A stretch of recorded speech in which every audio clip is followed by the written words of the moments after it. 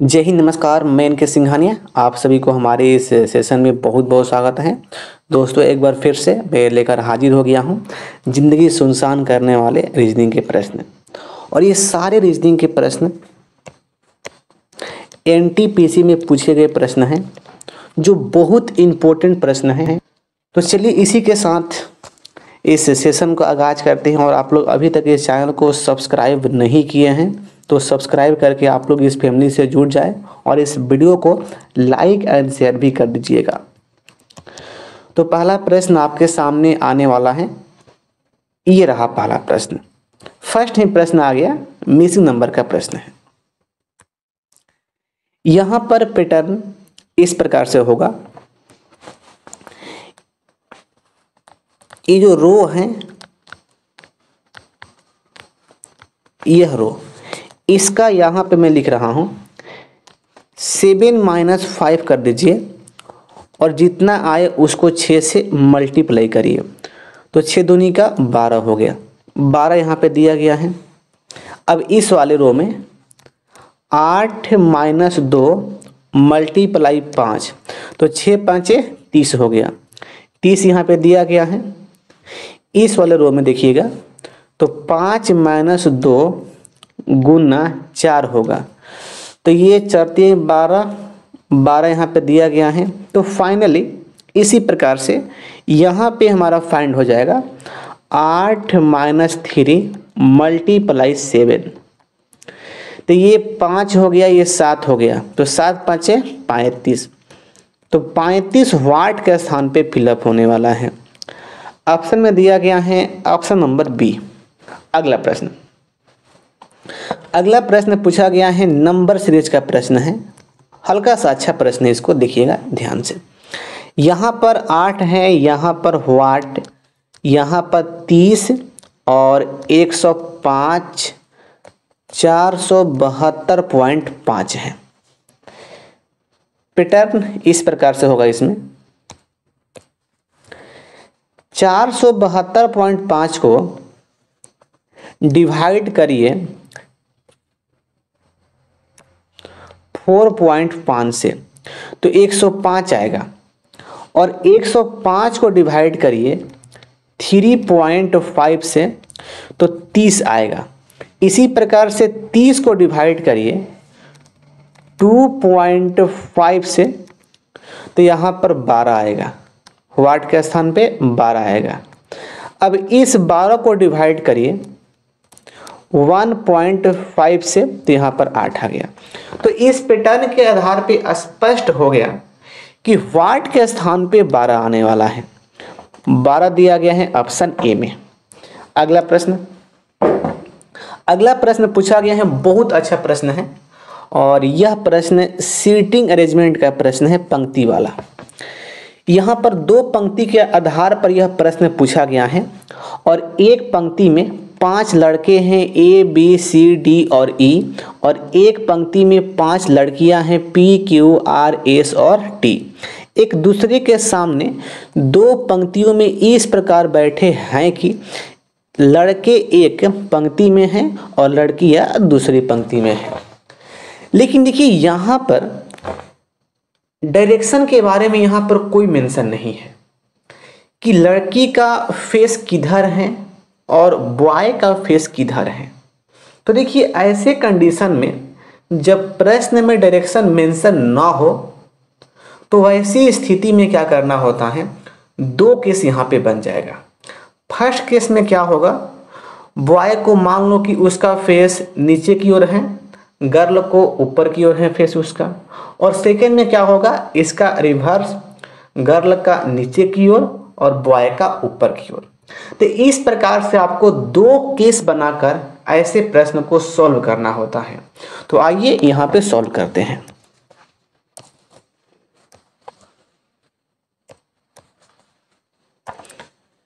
यहाँ पर मैं कर रहा हूं केस नंबर 1 पहले।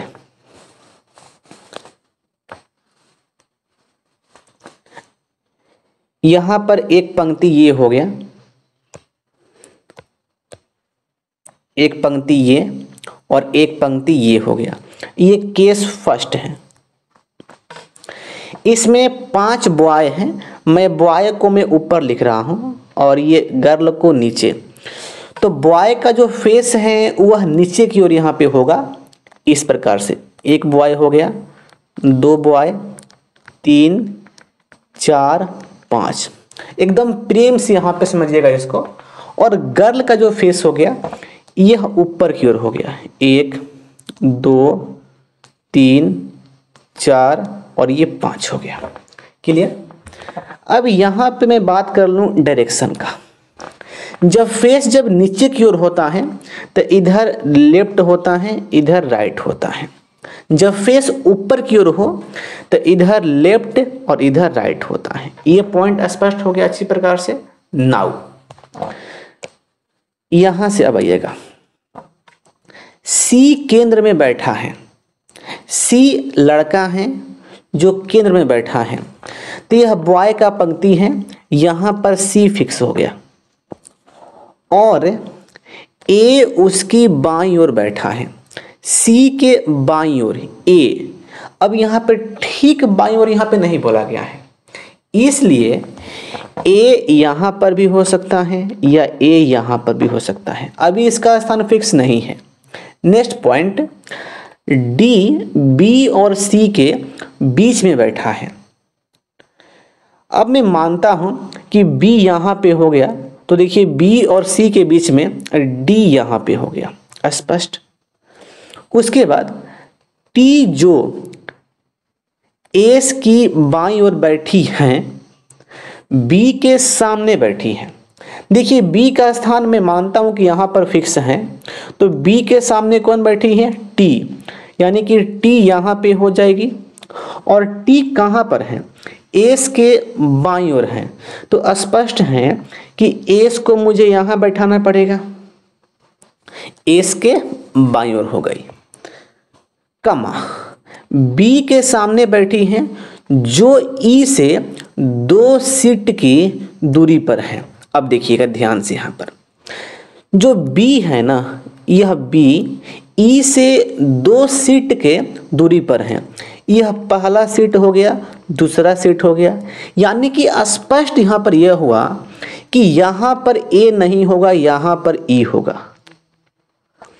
इसमें ए को मैं यहाँ पे हटा दूं, इसको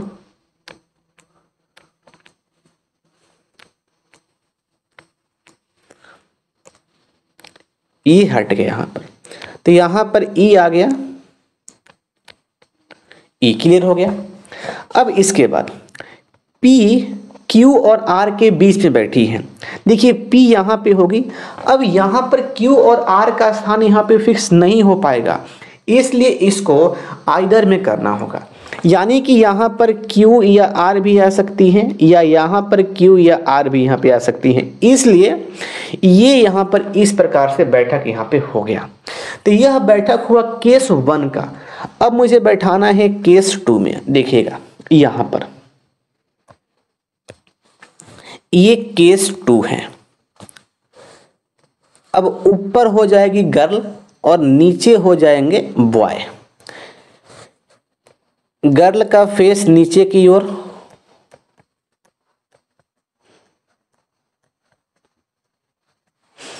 और बॉय का फेस ऊपर की ओर हो गया, कोई दिक्कत नहीं है। यह गर्ल और यह बॉय। अब मैं बात करता हूं डायरेक्शन का। ये तो भाई सबको पता है, जब नीचे होता है फेस तो इधर राइट और इधर लेफ्ट होगा, जब ऊपर होता है तो इधर लेफ्ट इधर राइट होगा। हो गया। अब मैं यहाँ पे बैठकी करता हूँ जी, कर लो। यहाँ पर सी केंद्र में बैठा हुआ है, ये बॉय है, तो बॉय में यहाँ पर सी यहाँ पर आएगा, स्पष्ट। और ए उसकी बाईं ओर बैठा है, तो देखियो सी के बाईं ओर ए, यानी कि यहाँ पर ए होगा, या तो यहाँ पर या तो यहाँ पर होगा। उसके बाद डी बी और सी के बीच में बैठा है, तो बी यहाँ पर और डी यहाँ पर। अब देखिए एक पॉइंट और यहाँ पर था कि जो ई है वह बी से 2 स्थान दूरी पर है, तो जो ई होगा वह यहाँ पे हो जाएगा। अब देखिए ये यहाँ पे हो गया। अब जो t है b के सामने है, तो b जब यहाँ पे फिक्स हुआ तो t यहाँ पे हो जाएगा, और जो t है s के बाएं है तो s यहाँ पे हो गया, और p यहाँ पे होगा, और यहाँ पर qr और यहाँ पर qr। तो इस प्रकार से यह केस 2 हो गया और यह केस 1 हो गया। अब देखिए यहाँ पे प्रश्न में क्या पूछा गया है, इनमें से कौन ई के सामने बैठी है।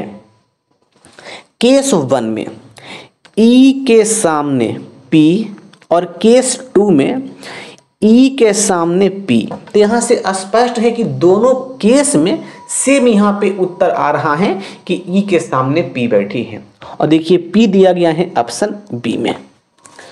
अगला प्रश्न, अगला प्रश्न पूछा गया है नंबर सीरीज का प्रश्न है, और यहाँ पर जो पैटर्न होने वाला है इसमें पैटर्न यहाँ पे यूज नहीं होगा, यहाँ पर आपका लॉजिक यहाँ पे यूज होगा, कॉमन सेंस भी यहाँ पर। अब भाई कॉमन सेंस यहाँ पर क्या, देखिएगा हर एक शब्द में हर एक नंबर्स में इकाई अंक पर 3-3 है। तो एक पॉइंट स्पष्ट है कि व्हाट की जो संख्या होगा यहाँ पर इकाई अंक पर 3 होगा, स्पष्ट।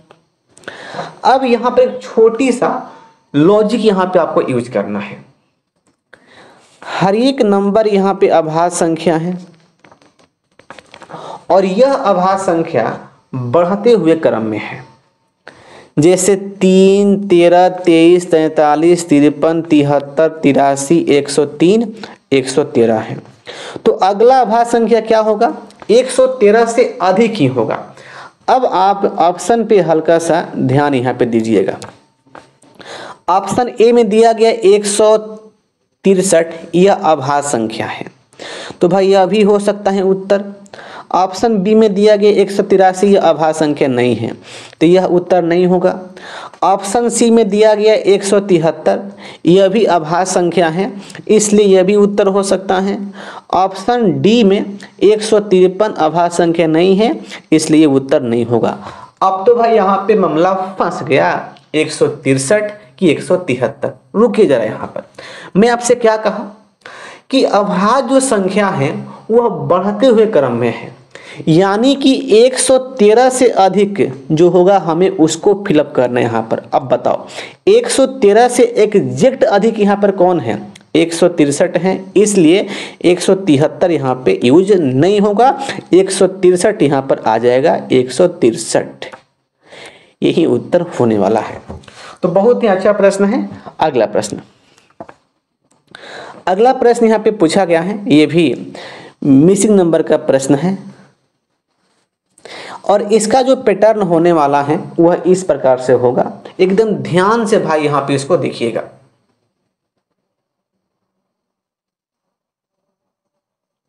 अब देखिए यहां पर आपको क्या करना है, ये रो के हिसाब से आपको इसमें ऐड करना है। यह रो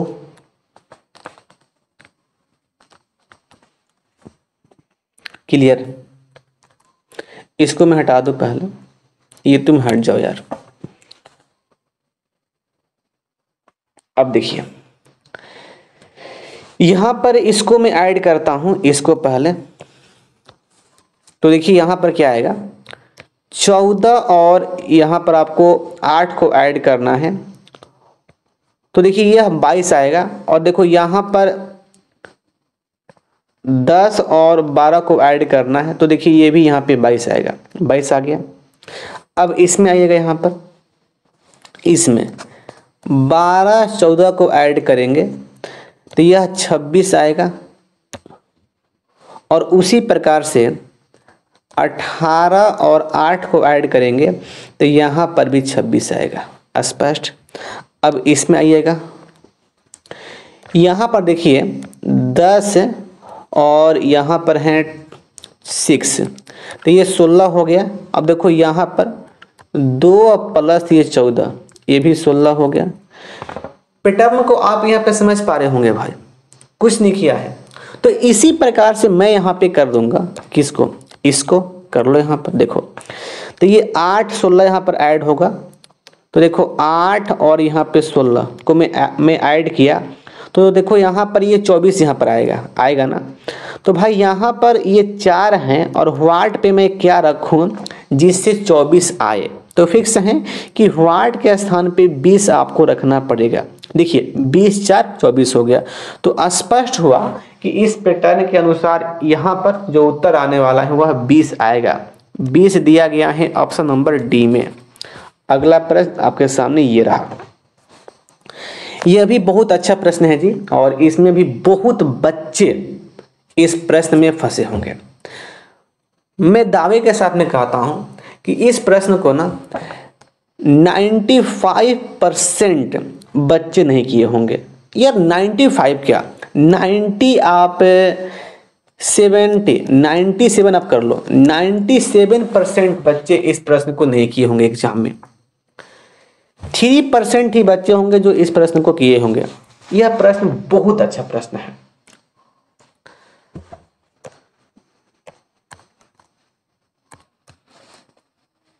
अब देखिए इस प्रश्न का लॉजिक यहां पर क्या है।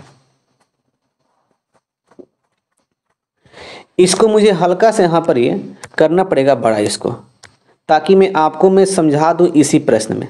यहां पर ये हो गया इस प्रकार से, और इसको मैं कर दूं लॉक। चलिए अब देखिएगा यहां पर ध्यान से, इसको हटा दूं पहले तो भाई हट जाए यहां से। यह 37 है, यह 47 है। तो देखो यहां पर 10 प्लस हुआ है और 47 से 67 है, यहां पर 20 प्लस हुआ है। स्पष्ट। उसके बाद यहां पर देखिए 43 है, यहां पर 53 है, तो यहां पर 10 प्लस हो गया, और 53 से 73 यहां पर 20 प्लस हो गया। अब आना भाई इस वाले में, यहां पर 20 है तो 20 को किया गया 25, तो यहां पर 5 प्लस, और 25 को 30, तो यहां पर 5 प्लस हुआ है। अब आना इस वाले में,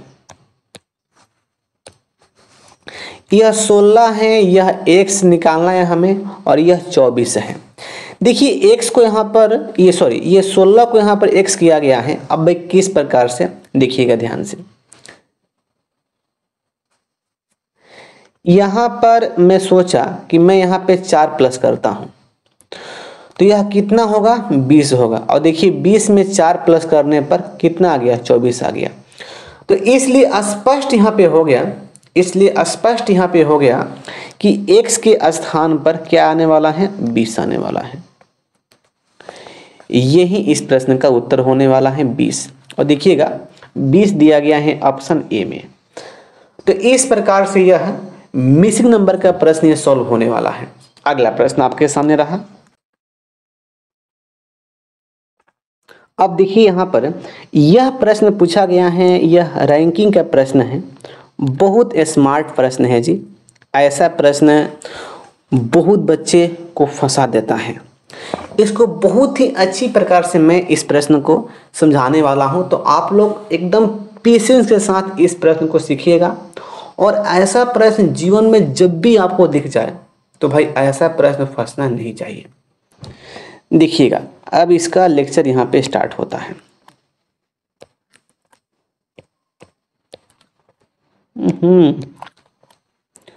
देखिए, लड़कियों की एक पंक्ति उत्तर की ओर मुंह करके खड़ी है। रमा बाएं से 15वें स्थान पर, सालू दाएं से 8वें स्थान पर है। लेफ्ट से 15वें स्थान पर रमा है, और जो सालू हैं राइट से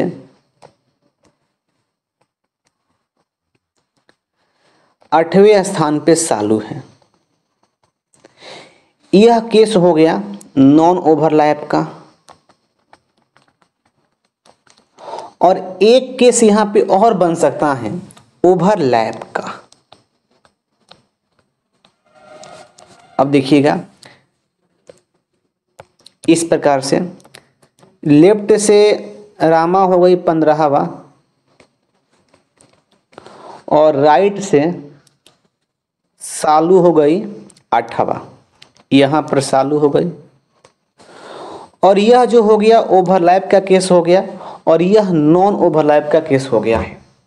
अब भाई यहाँ पर इस प्रश्न में कौन केस यहाँ पे बनने वाला है, ओवरलैप का कि नॉन ओवरलैप का। अब आपको इसको यहाँ पे पता करना है।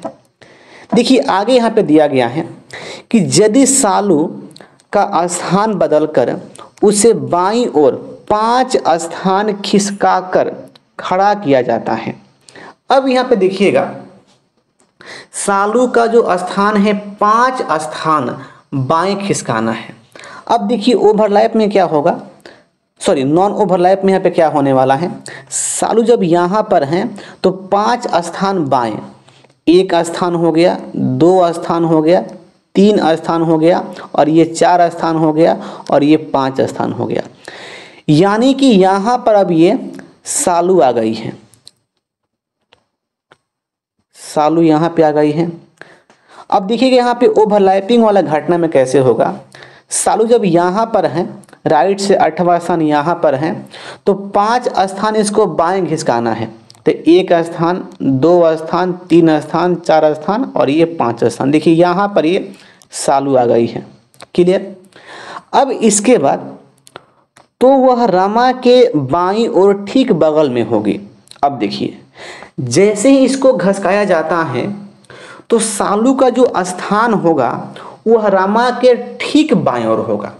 अब देखिए यही जो है हमारा केस स्पष्ट करेगा, रामा यहाँ पर हैं और सालू यहाँ पर हैं।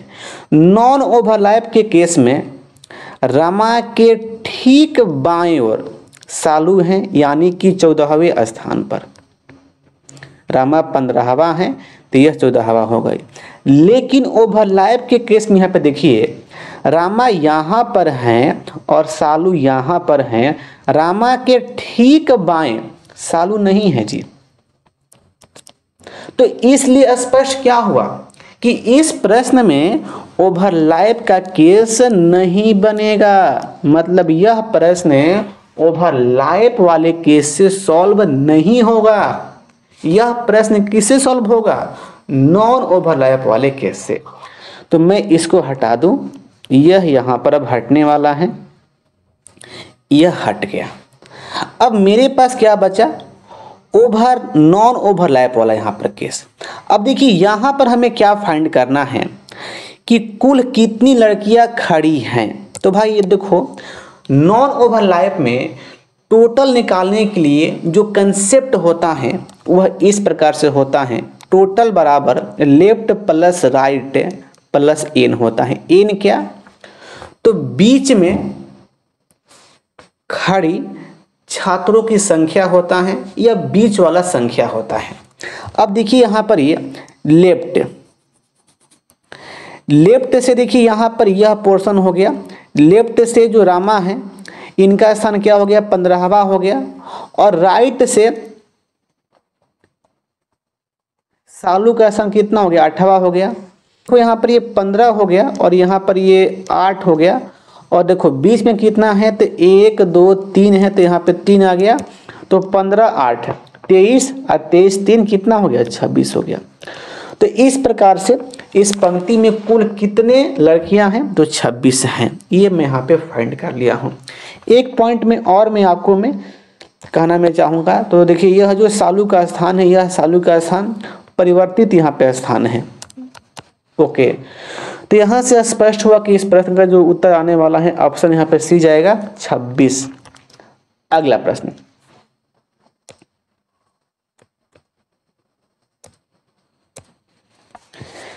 अगला प्रश्न पूछा गया है कथन एंड धारणा का प्रश्न है ये।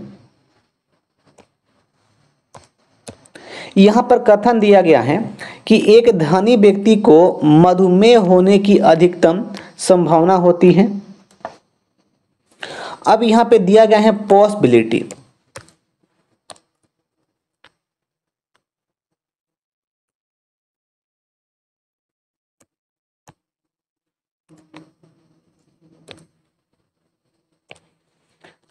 यहाँ पे जो पॉसिबिलिटी है इस प्रकार से है कि धनी व्यक्तियों में मृत्यु का अधिकतर कारण क्या है? मधुमेह है। अब भी बताओ, कथन में कहीं पर कहा गया है कि धनी व्यक्तियों का मरने का जो महत्वपूर्ण जो रीजन है वह मधुमेह है, कहीं पर मेंशन नहीं है, इसलिए ये तो भाई साफ यहाँ पे गलत हो गया।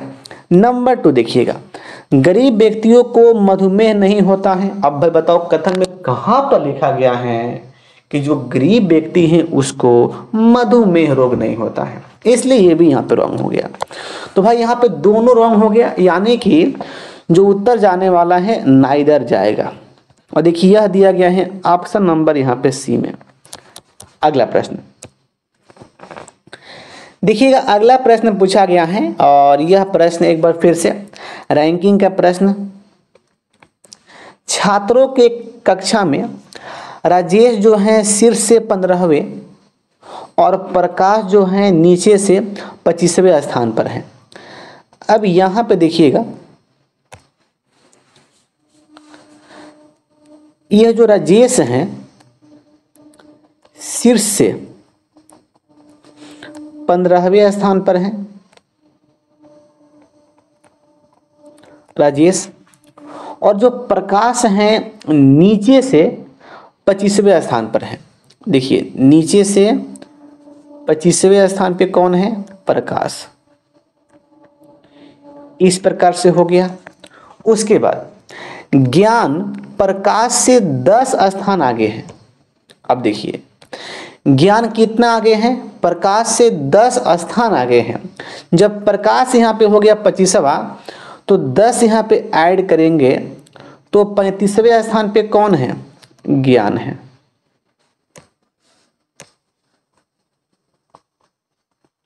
ज्ञान है। अब यहाँ पे देखिए प्रश्न क्या पूछा गया है, यदि राजेश और ज्ञान के बीच ठीक 10 बच्चे हैं, यानी कि देखिए यह बीच में 10 बच्चे हैं, डिस्टेंस 10 नहीं है, 10 बच्चे हैं, यानी कि यह n का मान दिया गया है। तो अब देखिए यहाँ पे हमसे प्रश्न क्या पूछा गया है, तो कक्षा में कुल कितने छात्र हैं? अब देखो भाई, यह जो घटना हुआ है यह नॉन ओवरलैप का घटना हुआ है।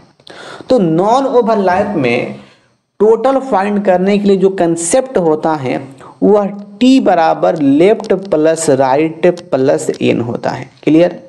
अब देखिए लेफ्ट मतलब इसको टॉप मान सकते हो, राइट बटम मान सकते हो, कोई दिक्कत नहीं। देखिए लेफ्ट 15 आ गया, राइट मतलब नीचे से देखिए 35 यहाँ पर है तो 35 आ गया। अब भाई एन कितना है? एन 10 है तो यहाँ पे 10 हो गया, कोई दिक्कत नहीं। 35 10 50 50 10 60 हो गया। तो इस प्रकार से इसमें कुल कितने छात्र हो गए? तो 60 हो गए। और देखिए 60 दिया गया है ऑप्शन सी में। अगला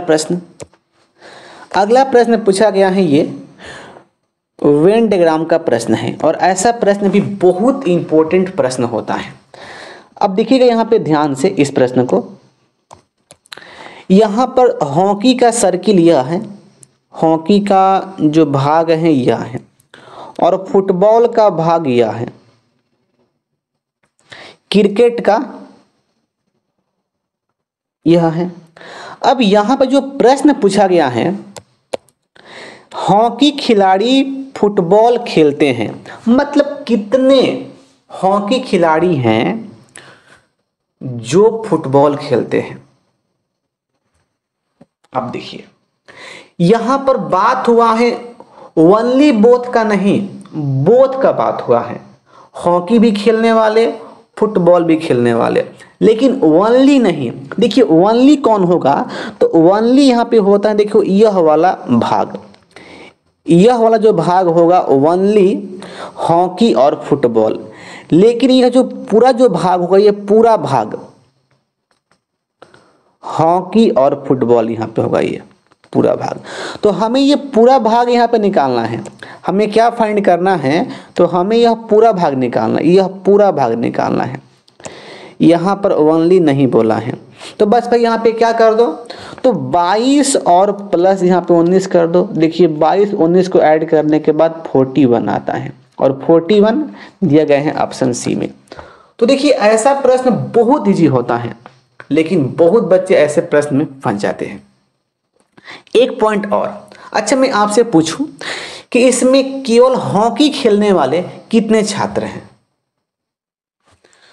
तो देखिए हॉकी के लिए केवल हॉकी, तो यह वाला पोर्शन हो जाएगा, यह वाला पोर्शन देखिए कितना है, 27 है। अच्छा मैं आपसे पूछ दूं कि हॉकी खेलने वाले कितने छात्र हैं? हॉकी खेलने वाले, तो देखिए इस केस में हॉकी के अंदर जितना संख्या दिया गया है सारा संख्या यहाँ पर ऐड होगा, यानी कि 27 प्लस 22 प्लस 19 प्लस 55। तो इस प्रकार से ऐसे प्रश्न सॉल्व हो जाता है। अगला प्रश्न आपके सामने रहेगा यह। अगला प्रश्न देखिए यहाँ पे पूछा गया, एक बार फिर से मिसिंग नंबर का प्रश्न आपके सामने आ गया जी। यहां पर देखिए जो पैटर्न होने वाला है, बहुत अच्छा पैटर्न यहां पे यूज करने वाला हूं। देखिए यह 25 है ना, यह 25 है और यहां पर देखिए 7 है 5 है। तो आपको क्या करना है, 7 5 को आपस में गुणना करिए। तो ये देखो मेरे मुन्ना ये कितना हो गया, 7 5 35 हो गया, 25 प्लस 35। अब देखिए इसमें अपना मन से यहाँ पे 30 ऐड कर दीजिए, तो यह कितना हो गया, 90 आ गया, 90 90 90।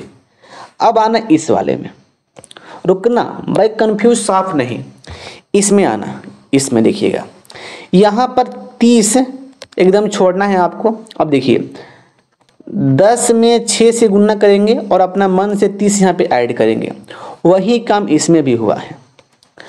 तो ये 30 प्लस 60 प्लस 30 यह 120 हो गया।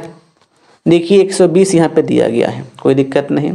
तो भाई इसी प्रकार से आप यहाँ पे कर सकते हो, किसको, इसको। तो कर लो यहाँ पर, देखिए हमें 80 लाना है, हमें 80 लाना है। तो देखिए यहाँ पे ये क्या बोलते हैं, ये जो वाट है, ये जो वाट है, वाट को हमें प्लस करना पड़ेगा 6 गुना 4 और प्लस यहाँ पे 30 में। तो यह 24 हो गया और यह 30 हो गया, तो 24 30 54 हो गया। अब भाई 54 में क्या ऐड करूं कि 80 आए, तो फिक्स है कि 54 में आप 26 ऐड करिए तो 80 आ जाएगा।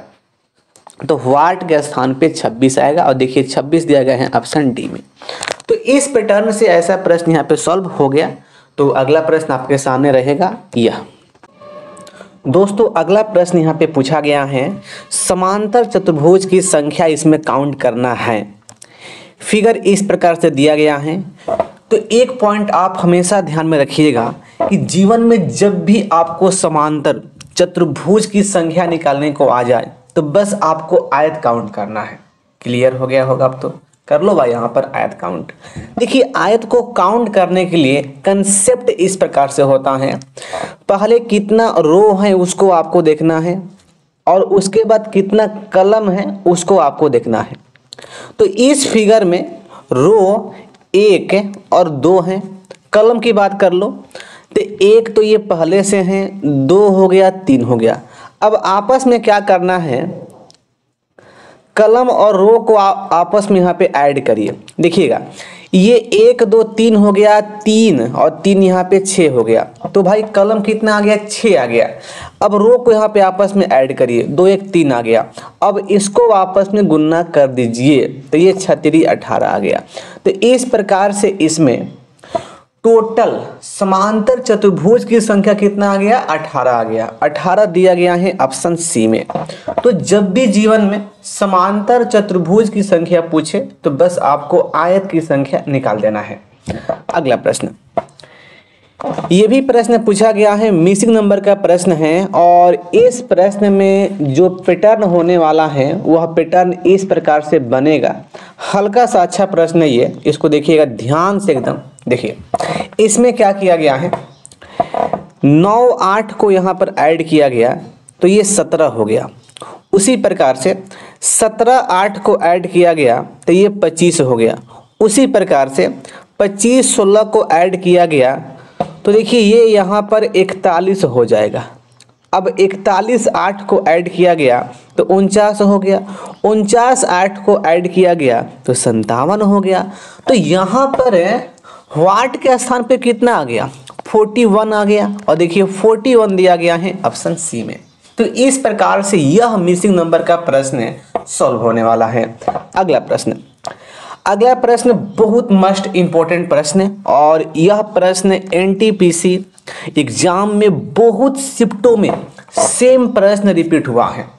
तो ऐसा प्रश्न आने वाले एग्जाम में आने का बहुत पॉसिबिलिटी है कि ऐसा प्रश्न पूछा ही जाएगा, वे CBT 2 हो या ग्रुप डी का एग्जाम हो, ऐसा प्रश्न भाई आने वाला ही है। देखिएगा जीवन में जब भी आपको ऐसा प्रश्न दिख जाए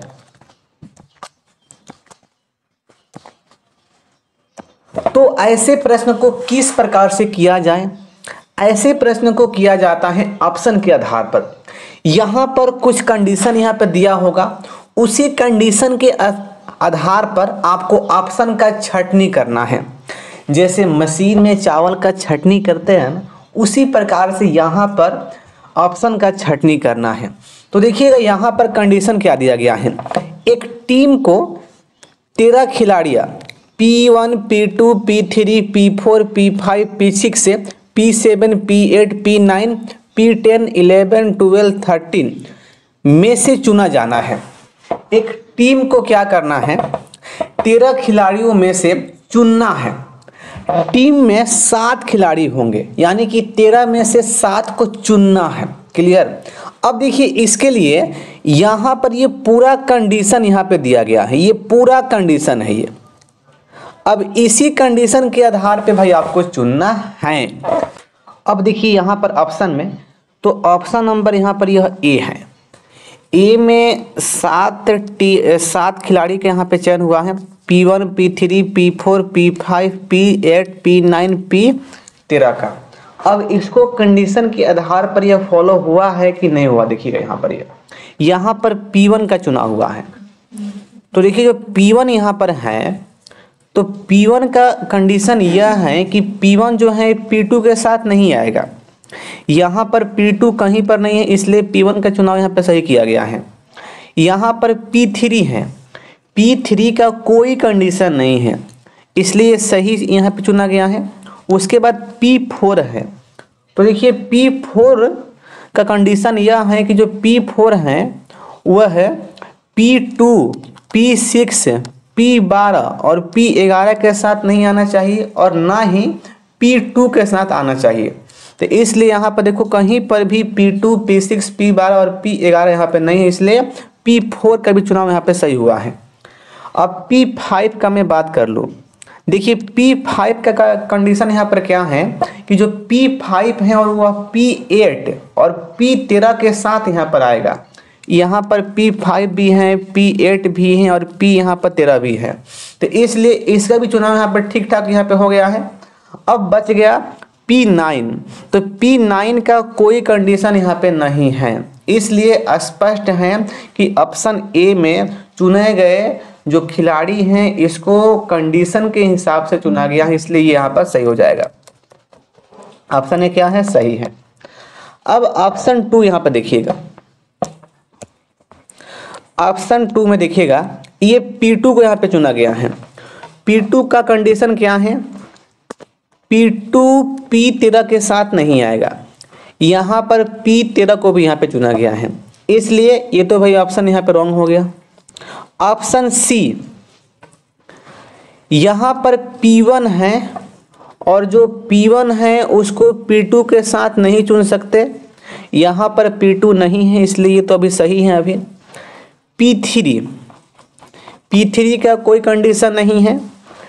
P4 इसका कंडीशन है कि P4 को P2 P6 P12 और P11 के साथ नहीं चुन सकते, लेकिन देखो यहाँ पर P4 है और यहाँ पर P6 भी है, इसलिए क्या हो गया, ये भी यहाँ पे रॉन्ग हो गया। ऑप्शन डी, P1 का कंडीशन क्या है कि P2 के साथ नहीं आएगा, P2 यहाँ पे नहीं है। उसके बाद P6 यहाँ पर है, P6 का कंडीशन यह है कि वह P4 के साथ नहीं आएगा, लेकिन देखिए यहाँ पर P4 भी है और यहाँ पे P6 भी है, इसलिए ये भी यहाँ पे रॉन्ग हो गया। तो भाई यहाँ पे सही कौन हुआ? ऑप्शन ए यहाँ पे सही हुआ। तो जब भी ऐसा प्रश्न आए तो आप इसको इस प्रकार से हल करिएगा। अगला प्रश्न देखिएगा, अगला प्रश्न यहाँ पे पूछा गया है, ये भी मिसिंग नंबर का प्रश्न है और इसमें जो पैटर्न होने वाला है वह इस प्रकार से पैटर्न यहाँ पर होगा। देखिएगा यहाँ पर 30 और 56 को आपस में ऐड करना है। तो देखिए 30 हो गया और यहाँ पे 56 हो गया, इसको मैं ऐड कर लिया और इसको ऐड करने के बाद 2 से डिवाइड करना है। ये 86 में 2 से भाग करेंगे तो यहाँ पर 43 आएगा। अब देखिए 43 में 1 माइनस करेंगे अपने मन से, तो देखिए यहाँ पर ये 42 हो गया और देखिए 42 यहाँ पे दिया गया है। उसी प्रकार से अब इसमें 12 16 को ऐड करना है। 12 और 16 को ऐड करेंगे, 2 से भाग करेंगे तो यह हो जाएगा 28। 28 में 2 से भाग किया तो ये हो गया 14। 14 में -1 13 आ गया, 13 यहाँ पे दिया गया है बीच में। स्पष्ट है कि आगे केस में हमें इसका काम करना है। कर लो यहाँ पर। अब देखो यहाँ पर 20 है तो 20 अब प्लस यहाँ पे व्हाट है और 2 से यहाँ पे भाग होगा। अब देखो भाई बराबर में हमें यहाँ पर 30 लाना है ना। तो भाई 30 कैसे आएगा? जब हमें 31 में 1 माइनस करेंगे तो भाई यहाँ पे 30 आएगा ना। अब देखिए व्हाट के स्थान पर क्या रखूं जिसको 20 के साथ ऐड करने पर 2 से भाग करने पर 31 आ जाए। तो व्हाट के स्थान पर 42 को आप रखिए यहाँ पे 42 को। देखिए 42 20 कितना होता है? 62 होता है। 62 में 2 से भाग करेंगे तो 31 यहाँ पे आएगा और 31 में 1 घटा तो 30 यहाँ पे आ गया। स्पष्ट। तो इसलिए व्हाट के स्थान पे क्या सही हुआ? 42। और देखिए 42 यहाँ पे दिया गया है ऑप्शन सी में। अगला प्रश्न देखिए यहाँ पे पूछा गया है, नंबर सीरीज का प्रश्न है और यहाँ पर 111 90 और 71 और यहाँ पे 54 है। अगला पद यहाँ पे व्हाट दिया गया है। 111 को इस प्रकार से किया गया है 10 का स्क्वायर प्लस 11 तो 111 111 हो गया। अब ये यहाँ पर ये 90 है तो देखिएगा इसको क्या यहाँ पे किया गया है 9 का स्क्वायर प्लस 9 किया गया तो ये 90 हो गया। उसके बाद यहाँ पर ये 71 है तो देखिए यहाँ पर क्या किया गया है 8 का स्क्वायर हो गया 64 और यहाँ पर प्लस 7 71 हो गया। यहाँ पर 54 है तो 7 का स्क्वायर और प्लस यहाँ पे 5 हो गया 54 हो गया। देखिए इसमें 11 प्लस, इसमें 9 प्लस, इसमें 7 प्लस, इसमें 5 प्लस, तो अगला में क्या होगा 3 प्लस होगा। तो यहाँ पर 6 का स्क्वायर 36 और प्लस 3 कितना आएगा 39 वाट के स्थान पर। और देखिए यह दिया गया है ऑप्शन नंबर डी में। अगला प्रश्न देखिएगा, अगला प्रश्न पजल का प्रश्न है, लेकिन इस प्रश्न को आपको करना है कॉमन सेंस से। देखिए सबसे पहले इसमें कहा गया है कि एक कॉलेज एक छात्र छात्रा को 2 विषय इस तरह चुनने को कहता है। अब देखिए इसमें क्या है ना, कॉलेज जो है एक छात्र एवं छात्रा को 2 विषय चुनने को कहा, लेकिन उसमें कंडीशन दिया गया है। कंडीशन यहां से स्टार्ट हुआ, देखिए पूरा कंडीशन है। इसी के आधार पर एक छात्र या छात्रा को 2 सब्जेक्ट का चुनाव करना है। क्लियर। अब देखना यहां पर मैं डायरेक्ट में आ रहा हूं क्वेश्चंस पर। देखिए क्वेश्चंस में क्या कहा गया है, यदि ऐसा हो तो मनोविज्ञान के छात्र को और किस विषय का अध्ययन करना होगा। मतलब मनोविज्ञान के जो छात्र हैं उसको और किस सब्जेक्ट का अध्ययन करना होगा। अब देखिए यहाँ पर कंडीशन क्या क्या यहाँ पर दिया गया है। कंडीशन है यदि कोई छात्र दर्शन शास्त्र का अध्ययन करता है तो उसे फ्रेंच का अध्ययन करना होगा। जो इतिहास का अध्ययन करता है वह मनोविज्ञान नहीं चुन सकता है। ओके, फ्रेंच का अध्ययन करने वाला छात्र इतिहास का अध्ययन नहीं कर सकता। फ्रेंच छात्र स्पेनिश का, विकल्प नहीं चुन सकते। केवल इतिहास के छात्र ही राजनीतिक विज्ञान का अध्ययन कर सकते हैं। मनोविज्ञान के किसी भी छात्र ने समाजशास्त्र का विकल्प नहीं चुना है। तो इस प्रकार के यहाँ पे कंडीशन दिया गया है। अब आपको आना है ऑप्शन पर। देखिएगा ऑप्शन आपके सामने यह है। हमें क्या चुनना है? मनोविज्ञान वाला जो छात्र है एक्स्ट्रा कौन विषय का अध्ययन करेगा? अब देखिए ऑप्शन ए में दिया गया है राजनीति शास्त्र, लेकिन कंडीशन में है कि केवल इतिहास के छात्र ही राजनीति विज्ञान का अध्ययन कर सकते हैं। इसलिए मनोविज्ञान वाले जो छात्र हैं वह पॉलिटिकल साइंस का अध्ययन भाई नहीं करेंगे। तो यहाँ पे ऑप्शन क्या हो गया? रॉन्ग हो गया। अब आना ऑप्शन बी पर। यहाँ पर फ्रेंच है। देखिए स्पष्ट कहा गया है दर्शन शास्त्र के साथ क्या आएगा? फ्रेंच आएगा। और यहाँ पर एक और पॉइंट यहाँ पर कहा गया है कि जो फ्रेंच छात्र हैं वह स्पेनिश का विकल्प नहीं चुन सकते हैं और फ्रेंच का अध्ययन करने वाले छात्र इतिहास का भी अध्ययन नहीं कर सकता है। यानी कि जो फ्रेंच जो है वह दर्शन शास्त्र के साथ आता है। तो भाई यहाँ पर मनोविज्ञान के साथ फ्रेंच कहाँ से आएगा? इसलिए ये भी यहाँ पे रॉन्ग हो गया। अब आना नेक्स्ट नंबर सी पे आइएगा। नंबर सी में दिया गया है समाजशास्त्र। यहाँ पर कंडीशन दिया गया है कि मनोविज्ञान की किसी भी छात्र ने समाजशास्त्र को नहीं चुना है। तो इसलिए ऑप्शन सी कहाँ से होगा? ये भी नहीं होगा। अब देखिए स्पेनिश यहाँ पे बचा, तो जो आपका उत्तर हो जाएगा, यानी कि मनोविज्ञान के साथ कौन आएगा? स्पेनिश आएगा।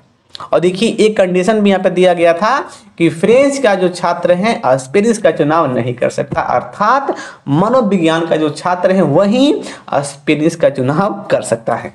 तो इसलिए यहाँ पर ऑप्शन डी राइट हो गया। तो जब भी ऐसा प्रश्न आए पजल का तो आप ऐसे प्रश्न को कंडीशन को फॉलो कराओ ऑप्शन में। अगला प्रश्न देखिएगा। अगला प्रश्न पूछा गया है कथन एंड निष्कर्ष का प्रश्न है, सिलॉग वाला। देखिए यहाँ पर कहा गया है कि निम्नलिखित ए, बी और सी कथनों के 3 समुच्चयों में से उस समुच्चय का चयन कीजिए जिसमें तीसरा कथन पहले 2 कथनों का तार्किक निष्कर्ष है। आपको बताना है यह समुच्चय ए है, बी है, सी है, मतलब कौन सा समुच्चय सही है जिसके अंदर 3 कथन दिया गया है जिसमें तीसरा जो कथन है वह पहले वाले दोनों कथनों का निष्कर्ष है। अब यहाँ पे देखिएगा बारी बारी से, पहले समुच्चय नंबर ए में देखता हूँ। इसमें कहा गया है कुछ कारें सुजुकी हैं। कुछ कारें क्या हैं? सुजुकी हैं। यहाँ पर जो कारें हैं यह क्या है? कुछ सुजुकी।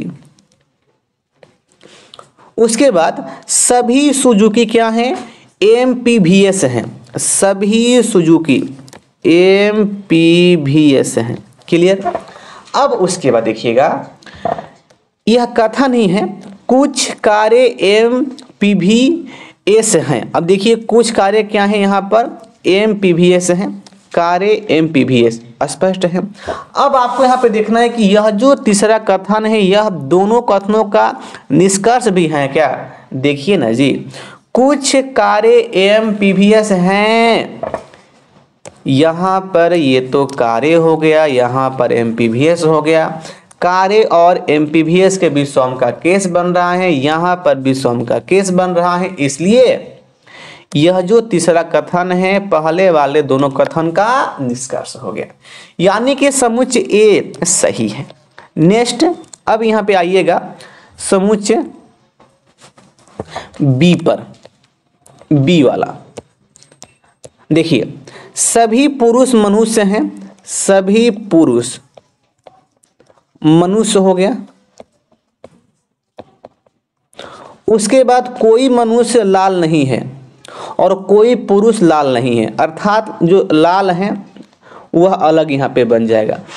अब यहाँ पे ध्यान से देखिएगा ये थ्री वाला कथन को हमें निष्कर्ष करना है। देखिएगा यहाँ पर क्या है कि पुरुष और लाल के बीच में नॉन का केस बन रहा है। अब देखिए यहाँ पर भी पुरुष और लाल के बीच में नॉन का केस बन रहा है, इसलिए यह जो कथन है यह निष्कर्ष बन जाएगा पहले वाले दोनों कथनों का, यानी कि ये भी हमारा सही हो गया। अब उसके बाद नंबर 3 देखिए, प्रत्येक पुरुष अपनी पत्नी से प्रेम करता है, सभी पत्नियां सुंदर हैं, किसी भी सुंदर का पति नहीं है। अब देखो भाई ये तो साफ यहाँ पे रॉन्ग हो गया, साफ यहाँ पे गलत यहाँ पे हो गया। देखिए पहला में क्या दिया गया कि प्रत्येक जो पुरुष है अपनी पत्नी से प्रेम करता है, सभी पत्नियां क्या हैं, सुंदर हैं। ओके, और देखिए थर्ड में कहा गया है कथन में कि किसी भी सुंदर का पति नहीं है। तो यह जो निष्कर्ष है यह निष्कर्ष यह दोनों कथनों का नहीं होगा, क्योंकि यहाँ पे सुंदर पति नहीं है और देखिए यहाँ पर दिया गया है कि पत्नियां क्या है, सुंदर हैं। तो इसलिए यह जो हो गया यह हमारा रॉन्ग हो गया। इसमें आपको फिगर वगैरह यहाँ पे नहीं बनाना है बाबू, ठीक है ना। तो भाई यहाँ पे सही कौन हुआ, समुच्चय ए एंड बी। और देखिए यह दिया गया है ऑप्शन बी में केवल ए और बी सही है। अगला प्रश्न, अगला प्रश्न देखिए पूछा गया है, ये लैंग्वेज बेस्ड प्रश्न है और ऐसा प्रश्न बहुत शिफ्टों में पूछा गया है जी। देखिए यहाँ पर एक पैराग्राफ यहाँ पे दिया गया है S1 और S6, इस पैराग्राफ के पहले और अंतिम वाक्य हैं। देखिए यह पहला सेंटेंस है और यह अंतिम सेंटेंस है। क्लियर। पैराग्राफ के भाग 1, 2, 3 और 4 क्रम नहीं है। एक सार्थक और सुसंगत पैराग्राफ बनाने के लिए उन्हें सही क्रम में रखें। अब देखिए आपको इसमें क्या करना है, 1, 2, 3, 4 को आपको सही ढंग से यहाँ पर सजाना है। अब देखिए इसको कॉमन सेंस पर इस प्रश्न को हल किया जाता है जब भी ऐसा प्रश्न आए। S1 में क्या दिया गया है, NCR में कई मेट्रो लाइनों की योजना बनाई गई। S1 में कहा गया कि NCR में कई मेट्रो लाइनों की योजना बनाई गई है सरकार की ओर से। अब देखिए इसके बाद कौन से यहाँ पे लाइन आने वाला है, ऑप्शन देखिए यहाँ पे देखिए 1 में दिया गया है कि इनमें से रेड लाइट सबसे पहली मेट्रो लाइन है, ये तो भाई नहीं आएगा। नंबर 2 में दिया गया है कि इससे परिवहन की समस्या कम होने की उम्मीद है। बिल्कुल, देखिए जब सरकार की ओर से जब योजना बनाई गई तो भाई उससे क्या होगा कि जो परिवहन की जो समस्या है वह कम हो जाएगी, इसलिए यहाँ पे सबसे पहले यहाँ पे 2 आएगा। S1 के बाद क्या आने वाला है, 2 आने वाला है। क्लियर। अब देखिए उसके बाद क्या होगा, नंबर 1 आएगा, इसमें से रेड लाइन सबसे पहली मेट्रो लाइन है, यानी कि अब भाई मेट्रो लाइन यहाँ पे बनेगा तो यहाँ पर 1 आ गया। और जब मेट्रो लाइन जब यहाँ पे बन जाएगा तो उसके बाद नंबर 3 यहाँ पर आएगा। देखिए यहाँ पर कहा गया है कि यह अपने प्रारंभिक चरण में सहदरा से शुरू होकर 30,000 तक जाती है। मतलब उसका फर्स्ट स्टेप में उसका परीक्षण वहाँ पे किया जाएगा। तो इस प्रकार से यहाँ पर 3 आएगा और उसके बाद अंतिम में देखिए यहाँ पर 4 आ जाएगा कि इस लाइन पर वर्तमान में 1 लाख से अधिक यात्री यात्रा करते हैं, तो यहाँ पर 4 आ जाएगा और उसके बाद यहाँ पर S6 यहाँ पर आएगा। तो इसका क्रम यहाँ पर क्या हुआ, 2, 1, 3 और 4। देखिए यह दिया गया है 2, 1, 3, 4 ऑप्शन डी में। क्लियर। अगला प्रश्न, अब देखिए ये यहाँ पे प्रश्न नहीं है, हमारा ये सेशन एंड हो गया है। फिर मैं आगे में आऊँगा और अगले सेशन में और सारे क्वेश्चंस में लेकर आऊँगा। जितने सारे क्वेश्चंस NTPC में टॉप प्रश्न है जिससे आपका ज़िंदगी सुनसान होने वाला है, सारे प्रश्न में कराने वाला हूँ इस क्लास के अंदर। तो बस आज के लिए इतना ही, और आप सभी ऐसे ही वीडियो को शेयर भाई करते रहिएगा और ताकि हमारा मोटिवेशन बना रहे। तो बस आज के लिए इतना ही, फिर मिलता हूँ अगले सेशन में। जय हिंद, वंदे मातरम।